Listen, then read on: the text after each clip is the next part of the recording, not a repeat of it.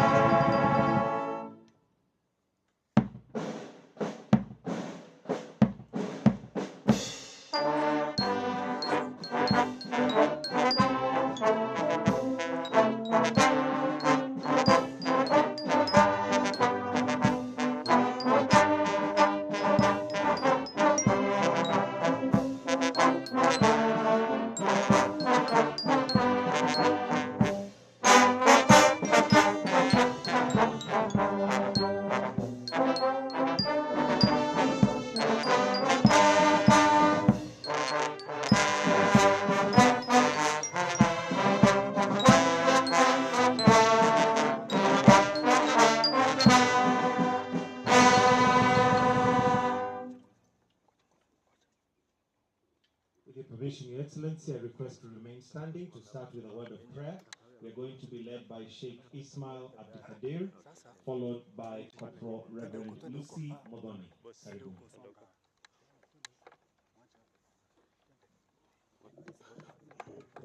Bismillahirrahmanirrahim. In the name of Allah, the most gracious, the most merciful. Ya Allah, we gather here today with humble hearts in your name, seeking your divine guidance and blessing for this important occasion, the launch of strategic framework for term and condition of service for our National Police Service, Kenya Prison Service, and the National Youth Service.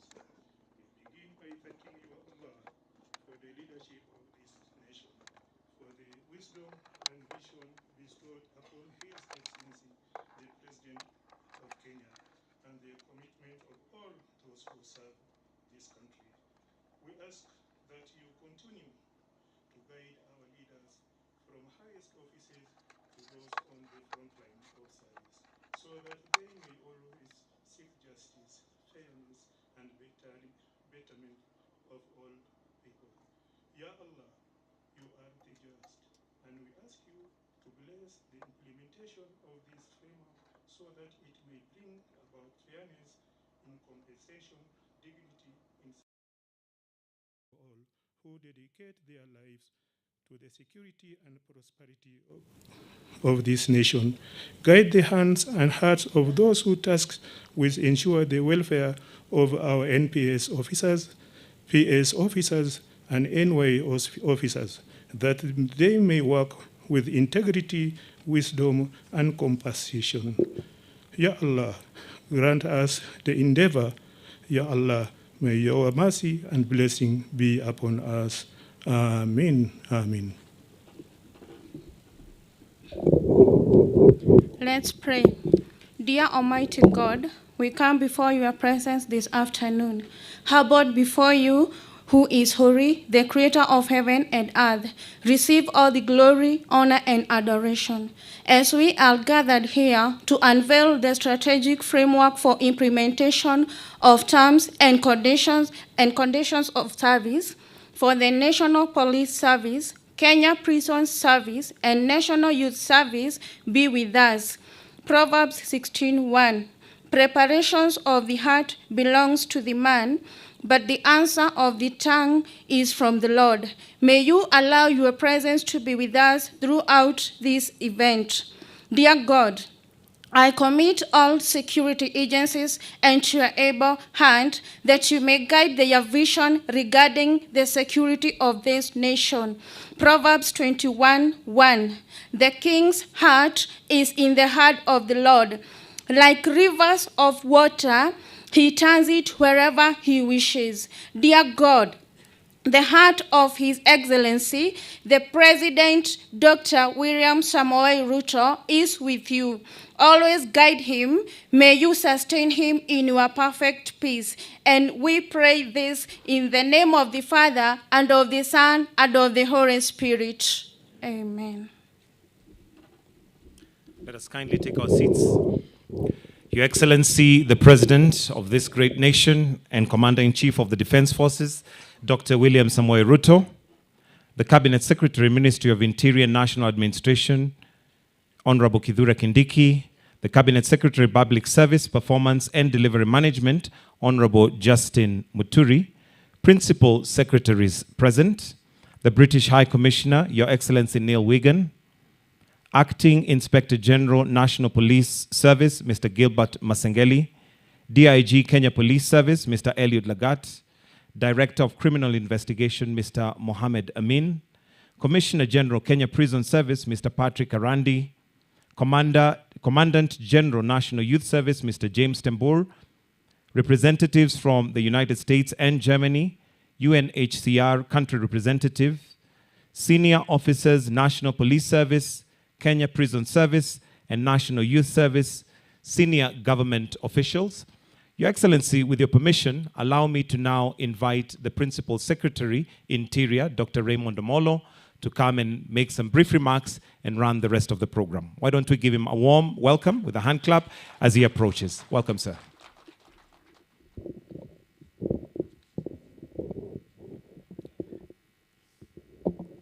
Your Excellency, the President of the Republic of Kenya, the Honorable Dr. William Ruto, the Cabinet Secretary for Interior, the Cabinet Secretary for Public Service, PS colleagues, the heads of various delegations representing our partners, the Acting Inspector General of Police, and the heads of all the various services.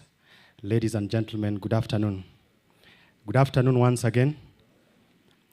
Your Excellency, I want to begin first by appreciating the honor that you've given the three services to come and preside over the launch of the strategic framework for the service. And as we do so today, it speaks to your commitment that you gave at the beginning of your administration, first by setting up the task force that was led by Chief Justice retired Maraga. And out of that, then you did give us the marching orders to begin the process of working on the implementation of a number of those reforms. Your Excellency, before I continue, I would want to invite the UNDP resident coordinator just to make a few remarks, and then we continue with the rest of the program on behalf of all the other partners that have worked with us, not just in this journey, but also in the previous instances. Anthony, welcome.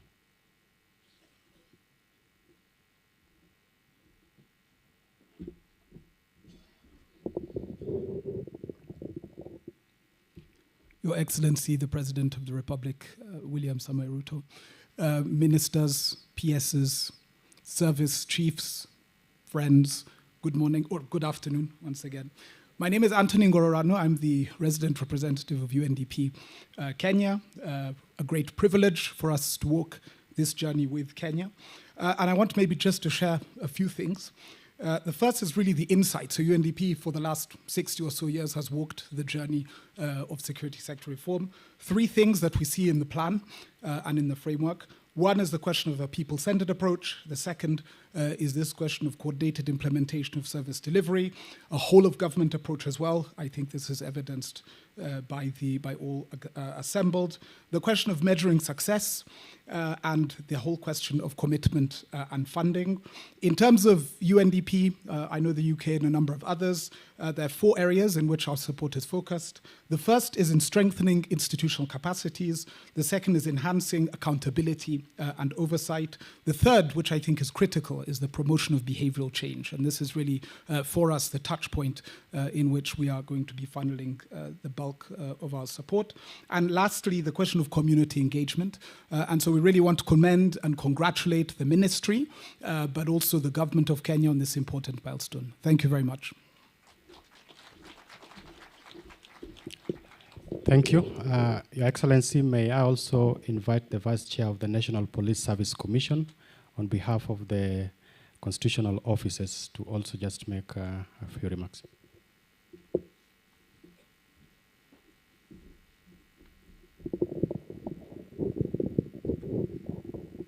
Your Excellency the President, CSS present, PSS present, Solicitor General, the commanders, and all officers, good afternoon. As you have heard, my name is Dr. Otwala of the National Police Service Commission, and we are here, Your Excellency, to say that we support the process and that we are willing to work with the agencies that are represented. And if you allow me, sir, a few seconds, just the commissioners to stand wherever they are. We have, I think, 3 commissions represented today that are working in this process. And those are the commissioners of the National Police Service Commission, our CEO. I thought I saw SRC, and of course, Banis, and the others. We have discussed, we are part of the framework, and we are ready to support, and as far as we can go. Thank you, Your Excellency. Thank you, Madam Vice Chair. Your Excellency, allow me to introduce and just ask my colleagues, PSS and accounting officers responsible for the different state departments to stand up so that I can acknowledge and we have you appreciated. So we have the Solicitor General, Shadrach Mose. We have PS Salome Biako in charge of correctional services. We have PS Amos Gadecha in charge of public service. We have PS Aurelia Rono in charge of parliamentary affairs, and PS Salim Dokota in charge of cabinet affairs. Your Excellency, in this gathering today, we also have officers from the 3 services together with the national government administration officers at the region and at the counties. So we have the county police commanders, we have the county commissioners, same to the regional commissioners and the regional commanders. So it's a full house, and what they will be waiting to hear from you is what we've all known in terms of your commitment to the delivery of the changes within the 3 services in question. Your Excellency, I want to report that as we sit here today, the Cabinet Secretary for Interior did gazette the National Steering Committee that is going to be responsible for the implementation of the recommendations that came from the Maraga Task Force. And there's a lot of work that has gone in, and there is still a lot of work that we will be undertaking. Your Excellency, I don't want to say more than that. Allow me to invite the CS for Public Service to come and make his remarks, and subsequently invite the CS for Interior. Thank you.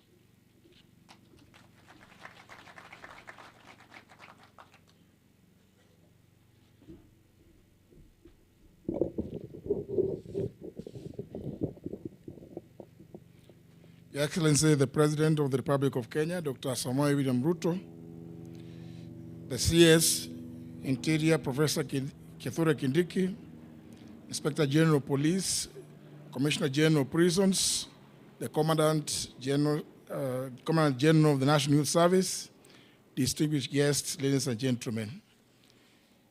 It gives me an honor to stand before you today at this momentous occasion, which is the official launch of the strategic framework for the National Police Service, Kenya Prison Service, and the National Youth Service. Your Excellency, today we embark on an important chapter in the transformation of our security and youth service sectors with the full support and leadership of Your Excellency. Allow me to begin by expressing my gratitude to you, Your Excellency, for your steadfast commitment to improving the terms and conditions and the overall well-being of those who dedicate their lives to serving our great nation. Your Excellency, your visionary leadership has been instrumental in the formation of the National Task Force on the improvement of the terms and conditions of service for the National Police Service, Kenya Prison Service, and National Youth Service, which was appointed by yourself, Your Excellency, on the 21st of December 2022, barely 3 months into office. The task force has brought about crucial reforms that will not only improve the lives of our service personnel, but also strengthen the institutions that uphold the safety, security, and the development of our nation. Your Excellency, one of the most profound aspects of this task force was your decision to include the National Youth Service as part of the reform process. And Your Excellency, I may mention it here that I do know for a fact you are extremely passionate about the functions undertaken by the National Youth Service. That decision underscored your unwavering commitment to empowering the youth of Kenya and recognizing their central role in the country's future. The National Youth Service plays a pivotal role in national development, instilling a sense of patriotism, discipline, and service in our youth. Through this task force, Your Excellency, we've set the stage to not only improve the working conditions of the NYS officers, but also ensure that the service continues to thrive as a training ground for the future leaders of this nation. On behalf of this entire NYS community, Your Excellency, I extend our deepest gratitude for your continued belief in the potential of Kenya's youth. The National Task Force embarked on a thorough review of the existing challenges within the National Police Service, Kenya Prison Service, and the National Youth Service. The task force put forward 117 recommendations aimed at transforming these institutions and enhancing the welfare of the officers. The recommendations were categorized into 3 key areas, being 65 recommendations for immediate or administrative action, 25 recommendations that require changes in law or policy to facilitate their implementation, and 27 recommendations that require funding for their successful execution. I'm pleased to report that tremendous progress has been made in the implementation of these recommendations, that 4 policies have been developed that will guide the reform process, addressing various aspects such as training, welfare, working conditions, and operational effectiveness. These policies include a solid foundation for the continued transformation of the National Youth Service. Your Excellency, I am proud to announce that 95% of the implementation process is already underway, which is a significant achievement within the short period since the report was released. Among the most notable achievements is the implementation of Phase 1 of salary improvements for the National Service officers and all the others. This phase has brought immediate relief and improvements in the livelihoods of the National Service personnel, reflecting our commitment to recognizing their invaluable contribution to the nation. However, there remain 3 critical allowances, which I am informed, Your Excellency, include the service allowance, instructors' allowances, high-risk allowance for officers stationed in high-risk areas such as Garissa, Balambala, Witu, and Hindi Field Unit, which borders the Boni Forest. These officers operate in highly challenging environments, and it is only fair that their risks and dedication are appropriately compensated. We are optimistic that the necessary budgetary allocations will be made to address these allowances, ensuring that these officers are rewarded for their service in protecting the nation's most vulnerable regions. With these reforms in place, Your Excellency, we will witness an even greater impact from the National Service in areas such as public works, environmental conservation, and the national security support. As we move forward, Your Excellency, the Ministry of Public Service and Human Capital Development remains fully committed to ensuring the successful implementation of the task force's recommendations. We will continue to collaborate with all stakeholders involved, working tirelessly to secure the necessary funding, legislative adjustments, and policy support required to complete the transformation of these critical institutions. In conclusion, Your Excellency, I wish to thank you for presiding over this important occasion and for your ongoing leadership in shaping the future of our security and youth service sectors. The task force's recommendations, combined with the policies already in place, will drive continued improvements across the National Police Service, Kenya Prison Service, and the National Youth Service, ensuring that our officers and youth are well prepared and well supported in their duties. I thank you, Excellency, and at this moment, Your Excellency, allow me to invite my brother and my colleague, the Cabinet Secretary for Interior and National Coordination of National Administration, the Honorable Professor Kithure Kindiki. Thank you.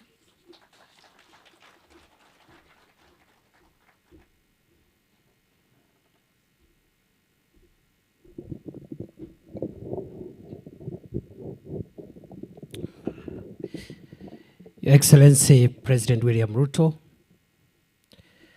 all the other colleagues from government, officers uniformed and not uniformed, development partners, and Your Excellency, we even have civil society representatives here. And other than the National Police Service Commission, we also have two other independent commissions represented here. That is the SRC, Salaries and Remuneration Commission, and the Public Service Commission. All protocols observed. Your Excellency, we are very happy today because on 21st December 2023, actually 2022, within 100 days, as you had promised when you were seeking election as President of Kenya, you formed a task force to look at security sector reforms and improvement of terms and conditions of our men and women who serve in the security sector to protect our country from crime and from other threats. And Your Excellency, you did that, and the task force, which was headed by retired Chief Justice David Baraga, took a bit of time because we wanted them to do a thorough job. The terms of reference were extensive, quite expansive, and November last year, 2023, they presented their report to you. Subsequently, you directed us to immediately start the implementation of that process. And Your Excellency, we are happy to report that so far we've covered some ground because some of the recommendations are administrative and do not require even financial or other things. And therefore, your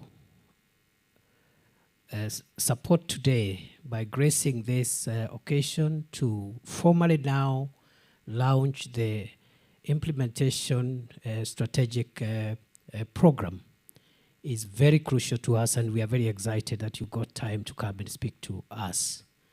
Your Excellency, we were here 2-3 weeks ago, and you directed us further to also look at some of the other things that are not captured already in the ongoing work, especially around the National Government Administration System, which is a significant and important link to the whole of government and whole of security sector delivery. We are working on those directives, mainly on working with the Inspector General of Police to make sure that the police support the work that the National Government Administration officers do out there in the protection of our country and in the maintenance of peace and harmonious coexistence of the citizens of Kenya. We are already underway with that directive, and we'll be producing, we'll be briefing you. You also directed us, Your Excellency, to also include reform issues on GAO, to also modernize their training, their orientation, so that they can align with the entire framework of a modern, more efficient, and output, or a system that can help this country take the people to the next level. Your Excellency, I want to say two things before I invite you. The first one is that the task force, the recommendations are quite expansive, and they are going to cost the government of Kenya quite a bit, especially in these times when our fiscal space is not great. We are grateful so far through your leadership and directives. We have started off on some of even the more difficult issues like welfare issues, but also other issues like modernization of equipment, especially for the police. And we hope that going forward in the coming years, we will also be touching on the other services that are represented. So we are grateful. It's quite an expensive venture, but it is worth it. This country, for it to realize socio-economic development, for this country to move to the next level, we require stability, a secure environment for investors, local and foreign, and a society that is cohesive. For that reason, Your Excellency, we are grateful for the sacrifice you made and the leadership you provided. The second and last point, which I want to make, Your Excellency, is to say that security anywhere in the world is a sensitive issue. It's not an easy matter to be able to put together all the competing issues and interests of the country and maintain security. And therefore, this whole of government coordinated approach is the solution and the pathway that will help us realize and balance all the competing interests that we need to balance to ensure that the reforms that we implement are reforms that are people-centered, anchored on our Constitution, and they are reforms that reflect the national interest in its collectivity. And I'm very proud today, Your Excellency, that Kenya, as one of the, if you look at our constitutional architecture for the security sector, as quite a very democratic security sector compared to even some of the older democracies. And I think it's the right thing that we chose under this constitution to have this kind of forward-looking and modern security, people-centered security infrastructure. I want to assure you, under your leadership, from where we sit with my colleagues, both my colleague CS J.B. Muturi and the other colleagues who are working with us in this enterprise, uniformed and uniformed, we will deliver a people-centered, participatory, open, transparent, and efficient security environment that will help this country realize its socio-economic and cultural objectives as underpinned in our Constitution. Your Excellencies, today is not my day. This is your day. I therefore want to request all colleagues to be upstanding as we invite His Excellency the President to address us. Welcome, sir.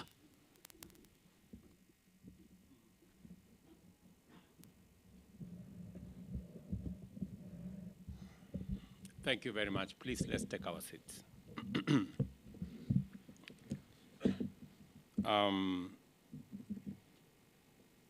Members of Cabinet present, principal secretaries, development partners, friends. It is with immense privilege to be with you at this meeting whose outcome will open the door to many positive changes for the good of present and future generations. The sector represented here is not only essential for national security, but it is also fundamental to the rule of law and public order, and therefore a pillar of our constitutionalism and a foundation of our democracy and prosperity.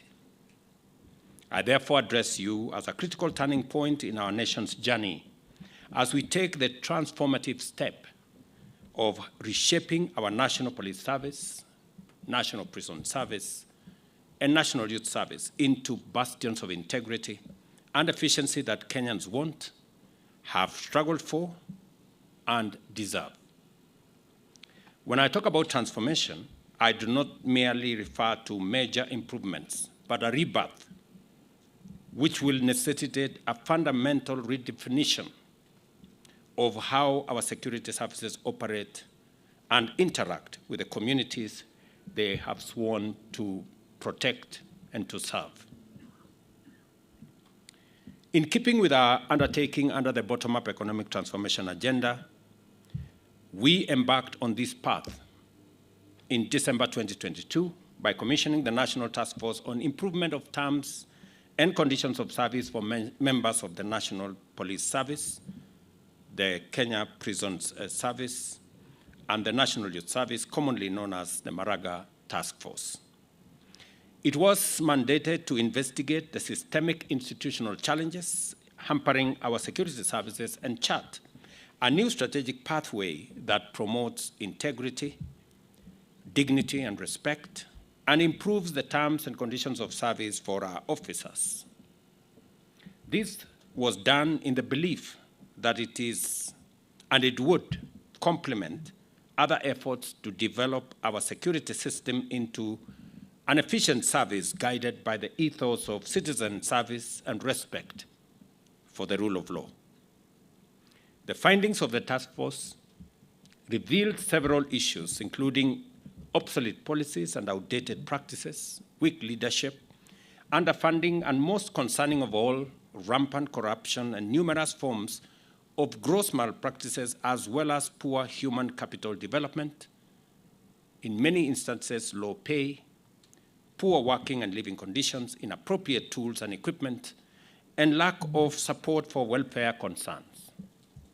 As a result, trust between the public and the security services, which is indispensable for national security and the rule of law, had been severely eroded. Guided by the task force recommendations, the government of Kenya has initiated a series of reforms, beginning with a 40% salary increase for the lowest ranks of services, aimed at achieving significant qualitative transformation of our nation's security services.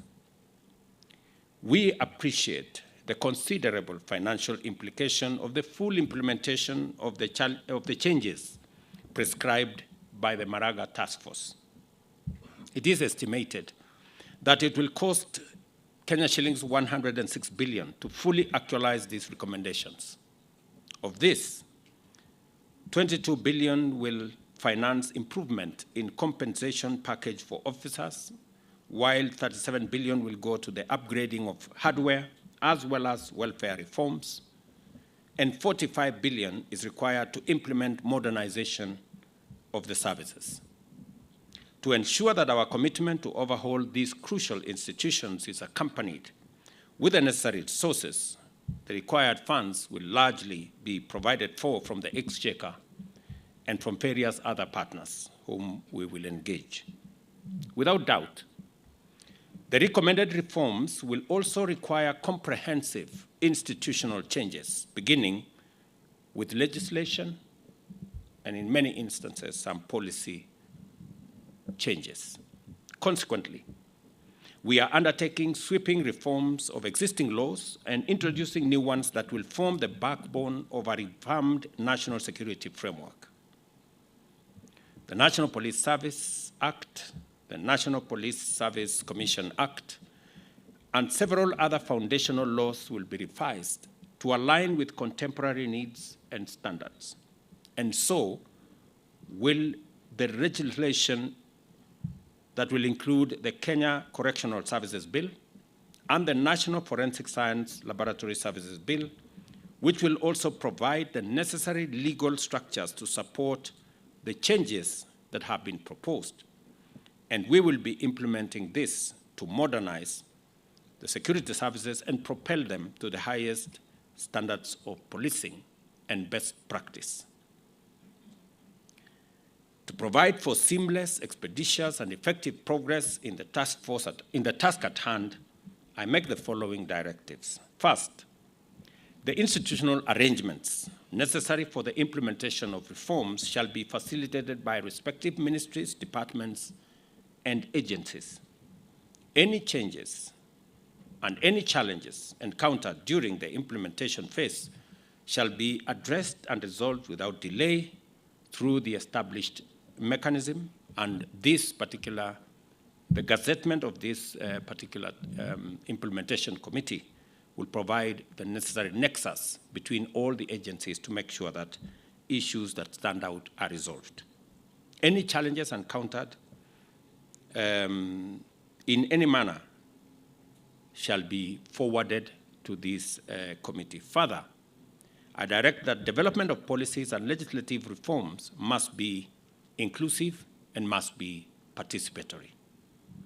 The provision for public participation in our Constitution is no longer a sterile provision. It is a live provision that demands that the public be involved in how they want to see the services, whether it's police service or the national service or the correctional service in the next form. I am also very happy that we now have a public participation bill in the House that will create the requisite standards for public participation to be undertaken on all policy and legislation that will be undertaken by our Parliament. It is also essential that the National Police Service, Kenya Prison Service, and National Youth Service complete the development of their respective modernization strategies and plans within the next 3 months. I know there was a suggestion that this be undertaken over the next 6 months. I think 3 months is sufficient so that we can begin to figure out how what was recommended by the Maraga Task Force can be brought into being. Accordingly, the National Treasury will make adequate provision for funding to implement these interventions.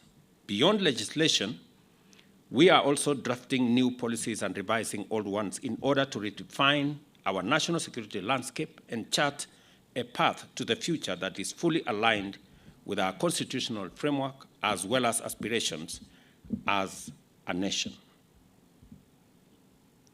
The public order management policy, community policing policy, and the National Correctional Service policy will not merely be the guide for our officers, but will be the strategies aimed at ushering in a new era of community engagement and community cooperation. These policies are designed to forge a strong partnership between our security services and the community by building trust and enhancing cooperation between the public and law enforcement officers and agencies. As we move forward with these reforms, I urge each one of you to fully come on board and join in mobilizing the people of Kenya to take part in this transformative journey. And in my opinion, already we have undertaken some of the recommendations that were made by the Maraga Task Force, and they will largely be in 3 different categories as the committee undertakes this implementation responsibility. Institutional reform. We are looking at a police service, a national youth service, a prison service that is fit for purpose to deal with the challenges and to live up to the expectations of the people of Kenya in the 21st century.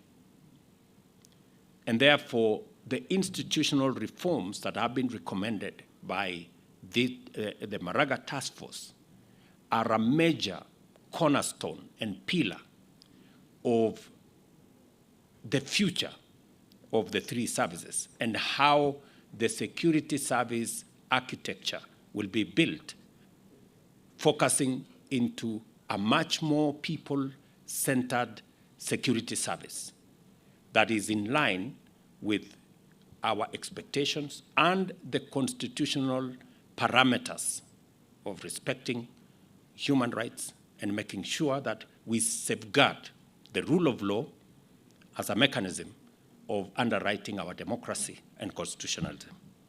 So institutional reform is going to be a very big portion, and recommendations on policy, recommendations on legislation that needs to be amended is critical to the delivery of this recommendation of the Maraga Task Force. The other focus must be on the human capital development and responding to the needs, the requirements, the capabilities, and the general terms of service of the men and women who are charged with this sector. It will go all the way to what we are discussing about the salaries, allowances, housing, transport, and many of the other aspects that are necessary for making sure that we get the best output out of the men and women who serve in this sector. We have started the journey with the first installment of salary reviews. We will be looking at the other allowances that come with it.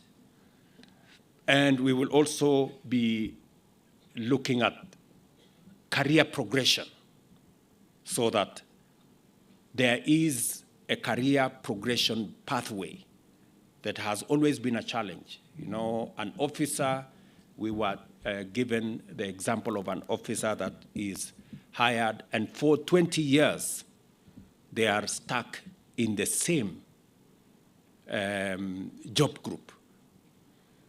That going forward is not going to be the case. There must be a clear career pathway so that everybody who joins the service has clarity on where they want to go, and they can work hard towards it to make sure that that career progression, continuous training, is part of the available pathways for the people joining either the prison service or the National Youth Service or our police service. And the third aspect is going to be the space around equipment, around making sure that we have the requisite tools for the delivery of the job and the mandate for which the services have been assigned. And this will include capabilities around transportation, capabilities around communication, capabilities that will speak to digitization of the services that we are engaged in. And my very clear instructions is, as we digitize government services, we must onboard the digitization of police services, National Youth Service, and also our prison service. The legendary OB must be in digital form so that it is known if a Kenyan has been booked for whatever reason, it must be documented in a manner that cannot be tampered with. And I know there has been a process of digitizing our OB and the whole front, the citizen-facing front of our National Police Service. That is an exercise that I would want to see completed in the shortest time possible so that we can have much more predictability.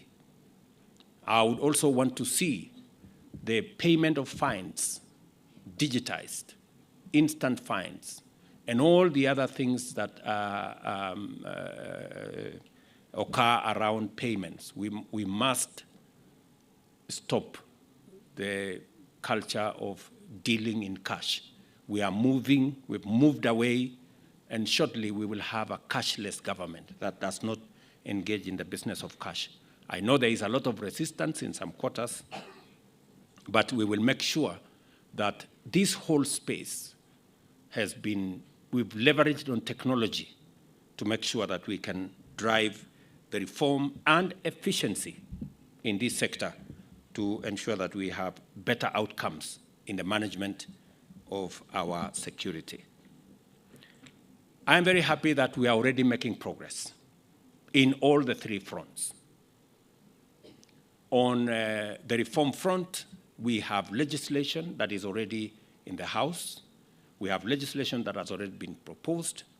I want to encourage the implementation team to expedite the formulation of the different policy that have already been worked on, to complete and brush some of the legislation that has been proposed so that we can engage Parliament in the shortest time possible. On matters equipment, we already have rolled out the modernization of our police service. The first phase, we already have equipment that have been purchased for use by our policemen and women, especially in the difficult areas that we have. And that process is ongoing. I committed that we're going to have a 20 billion shilling program to modernize our police. And now we're going to include the other two services as well, the prisons and the NYS, so that we give them the necessary tools for them to discharge their responsibility. I'm very happy that we have started this process. The first deliveries have already been received. And I just want to commit that we are committed to making sure that that process gets to its logical conclusion. Let me also say that we have concluded the procurement of the first 1,000 e-vehicles that will be used by our police and members of the National Government Administration. It is part of our response to making sure that even as we transport or improve the mobility of our men and women, we are also responding to matters climate change and making sure that we are aligned with the requirements of e-mobility. Let me also say that along the same area of making sure that we are equipping these services, already there are houses that are complete. In fact, I was being asked to go and open some for our policemen and our prison service and our National Youth Service. And the Ministry of Housing tell me that in our institutional housing program that we are undertaking under our housing agenda, 32,000 houses are being built for our security services, from the military to the NYS to the National Police Service and to the prison service. And I want to ask the PSS responsible here to make sure that they are in tandem and in line and in collaboration with the Ministry of Housing so that we can provide decent housing for our security men and women. We are aware that in some cases, some of our prison officers live in houses that are not so different from the prison itself. Because if an officer is living in a murder house, you know, the difference between a murder house and a prison is very small. And that cannot be the case. And that is the reason why we extended our housing program to include institutional houses for our military, for our police, for our NYS, and for our prisons. And I want to ask the three services to provide the land and we are going to work with you. Already, our focus is to build 32,000 units for our security sector. We know that that is not adequate, but it is the first step as we modernize our housing program for our security agencies. And therefore, we want to match our word with what we are doing so that this sector that provides and underwrites our collective security and stability as a nation is better resourced to be able to discharge their mandate. Let me also say that as we move forward with these reforms, I want to urge each one of you to be fully on board and to join in mobilizing the people of Kenya to take part in this transformative journey. The success of these initiatives does not just depend on the actions of the government, but also on active participation and strong support from every segment of our society, from policy and strategic leadership to local community leaders, and from our brave men and women in uniform to the citizens that they serve. Out of the realization that everyone has a role to play, we shall employ an all-of-society approach to the implementation of this strategic framework. Let us therefore work closely together and complement one another to create an environment where our police, prisons, and youth services are not only respected and trusted by the people, but also integral to the communities that they serve. This is how we shall build a future where these institutions symbolize integrity and justice. I take this opportunity to affirm my full commitment to oversee these reforms and ensure that they are implemented to achieve the transformation of our security services into models of public trust and efficiency. Together, we have an opportunity to collaborate and to make sure that these reforms go beyond mere changes in policy and deliver meaningful improvements that will endure and inspire generations that will come after us. And I want to respectfully ask all the other arms of government, our parliament, our judiciary, independent institutions, to support these policy changes that we are making to our security sector, because the security sector is the guarantor for our democracy and rule of law.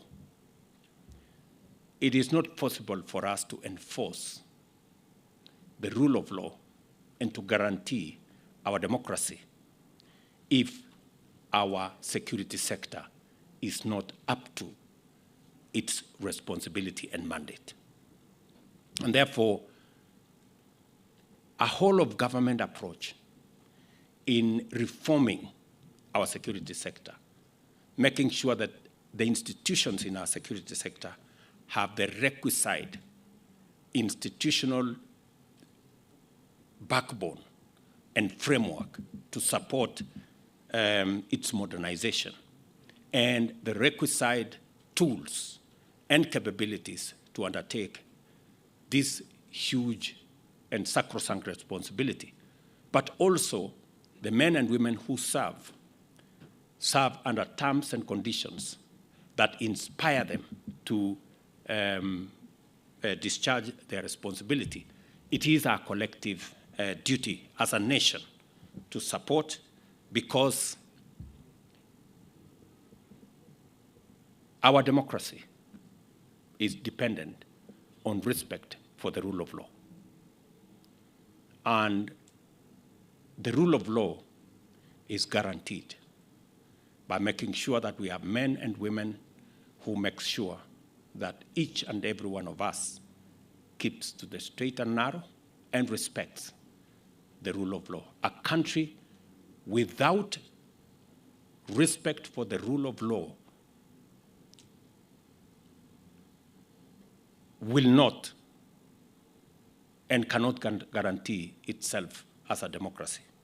Democracy runs on the engine of the rule of law. And that is why it is necessary for us to collectively and as a society and all arms of government support the security sector in making sure that they have the requisite capabilities to be able to undertake the responsibilities that they have been assigned. If we do this together, present and future generations of Kenyans will experience, appreciate, and celebrate the fruits of your commitment to the institution of sound, effective, professional, and ethical national security institutions that will guarantee peace and security as the foundational enablers of Kenya's economic transformation. It is very clear to me that together we can achieve this. And I want to ask all of us to work together selflessly for the good of the nation. I am acutely aware that the National Police Service is an independent institution, and so is the judiciary. But ultimately, we have one master, the people of Kenya. And we must make sure that we work together towards serving not interests of individuals, but the collective interest of the people of Kenya. And therefore, I want to ask for more collaboration, more working together, that the independence that we respect and enjoy must also look at how together, interdependently, can work towards achieving the greater interest and the greater good of the people of Kenya. So I really want to ask for a much more harmonious engagement and relationship between our different arms of government and also our different independent institutions, so that we keep focus not on what is good for one sector, but what is good for the greater good of the people of Kenya. Because that way, we will be serving the interest of the Kenyan people. We must, by all means, defend our democracy and the rule of law. We must ensure that we also defend our independent institutions. But we must also ensure that we work together towards the common good of the people of Kenya. And that requires leadership that appreciates that our independence is for purposes of making sure that we serve the people of Kenya. It is not independence for any other purpose. It is for making sure that we draw the lines for us to operationally work towards working for the people of Kenya. And I want to ask for greater understanding, greater accommodation, greater intergovernmental and interagency collaboration for us to achieve what is good for the people of Kenya without necessarily disagreements that can jeopardize the greater good of the people of Kenya. So with this, I am very confident that the transformation, the institutional changes we are going to make, the policy changes we are going to make, the improvement in terms of conditions for service, and the whole capabilities and equipment and tools that will be made available to our security sector will help in making sure that our country continues to be a country based on the rule of law, and that also protects our democracy and the rights of every Kenyan. So I am very happy to be part of this occasion. I want to ask the chair and the members of the committee that will be charged with this implementation that I will be keeping tabs on the progress to make sure that what has happened with many task force reports, the famous gathering dust in some places, does not happen to this report. My very best wishes. Thank you very much, and God bless you.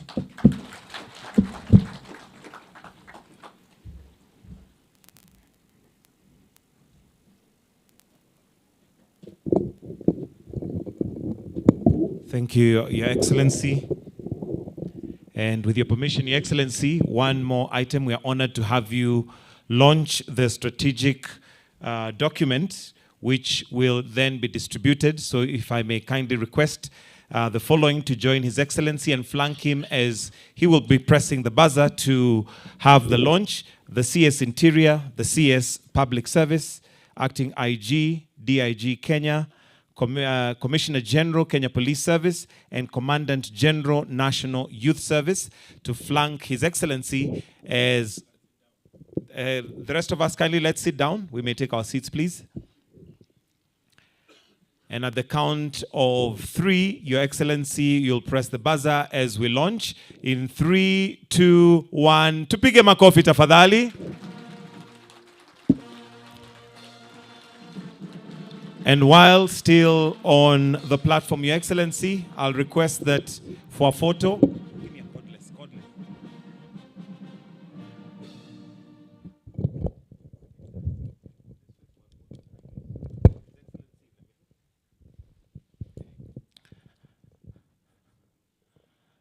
Then we'll hand over the documents. We'll have His Excellency hand over documents to the various stakeholders.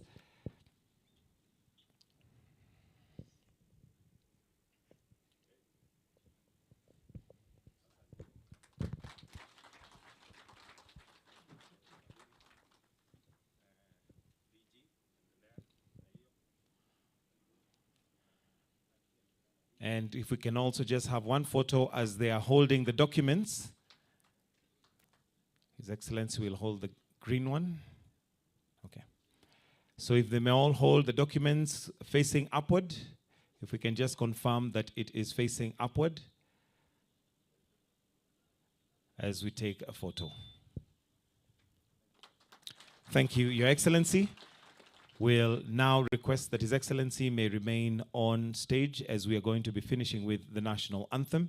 So let us all kindly stand up as we finish with the national anthem, and then we'll proceed for a brief photo session at the front of the building as briefed earlier. The Kenyan national anthem.